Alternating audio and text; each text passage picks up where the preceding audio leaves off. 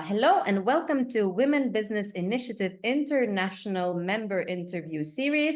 I'm Ugne Marchionno, a creative growth strategist at Aim to Wow, and I'm here with Nancy. I'm Nancy Mayer. I'm a voice teacher for singers and speakers, and we are interviewing members of our community to show what impact they bring to their clients. We hope you enjoy it.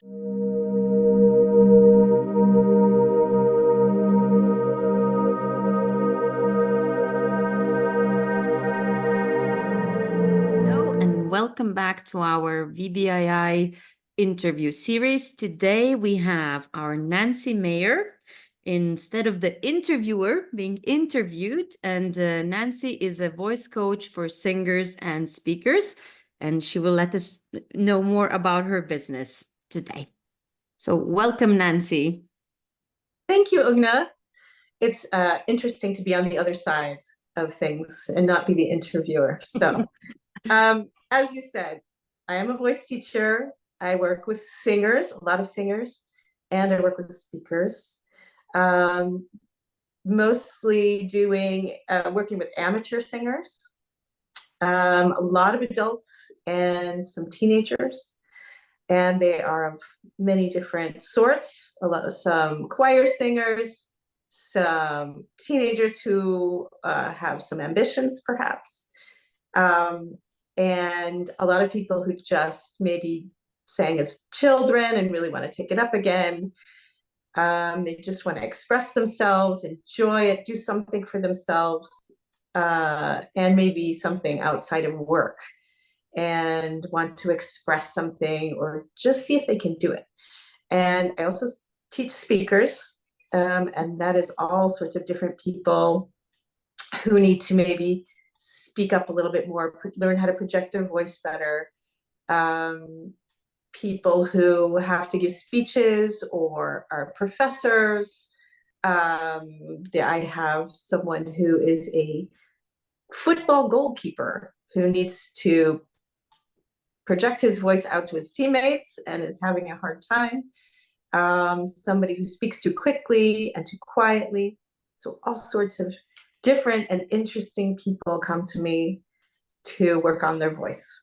Wow, this is an amazing area. And I'm happy you mentioned the football player because I have the chance to see you more often. So I've heard about it and I was really surprised about the impact of your work. Because if you can tell more also to who's watching our interview, it was so fascinating to learn that actually your work with working with a football player who's a goalkeeper, if I understood well, is helping him preserve the voice. So helping him shout in a way, like be loud, but not hurting himself. Is that correct? That's right. He has to, which I didn't know about a goalkeeper. Yeah, it was fascinating. He has to sort of coach the people on the field while they're playing, because he has a view of the whole field and they can be quite far away from him, and he needs to tell them where to go and he needs to direct them. And he was very often losing his voice at the end. He's 18. He's moving up into the ranks of the professionals, and he was losing his voice and he just didn't know what to do. And so he came with this problem. How can I do this without screaming? How can I do this and keep my voice at the end? I need to do this every day. So working on breathing, working on projecting his voice in a healthy way, speaking maybe in a higher pitch or a lower pitch, things that are more healthy, and using his voice better so that he can do it for the whole game and not be without a voice at the end of it. So it was an interesting challenge. He's still working on it, but very interesting for me. Yeah, indeed. It was really, I'm like, wow, there's so much in the world of voice coaching. Again, because when you talk about singing, I was like, okay, people come to Nancy and they learn how to control their voice, how to sing, maybe how to hit a note. I can't sing myself, so I'm just, blindly thinking, I was like, what would be that? So maybe you could give us also a bit few examples of what's the impact of working to you? It's also for people who come as speakers to you. So what can they achieve after working with you? So a lot of my impact, I think, has to do with confidence, learning, all of these techniques, breathing, posture, understanding how the voice works is important, but the confidence it brings is the impact. The feeling that you're going to achieve something, that you're getting better at something, you learn how to work at something, you learn more about yourself. And there's the other impact, I think, is a safe place to try things out, to maybe make a bad sound, and also a good sound, right? So it's you're not going to always achieve everything. It's not always going to be right, but also to find relaxation in the body. So there's a lot of puzzle pieces involved in singing and in speaking, getting your voice to do what you want it to do.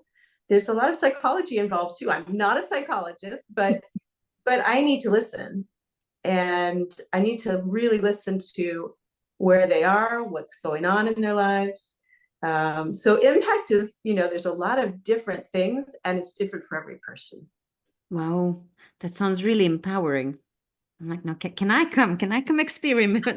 You are always welcome. Indeed, what you said was like control and breathing and confidence and posture. Yeah, that leads, that really, from your words, it feels like, oh, I'm like, I was aware of my postures. Like how, it gives you the power. You can feel it from the way you describe it. If you want to lead us, just, I don't know, is there anything particular when people come to you, what they could expect from a session with you? If it's singing, so as I understood, it was really nice to hear this example of making funny noises too. I don't know if it's an icebreaker, but also understanding your voice, or how do I control it?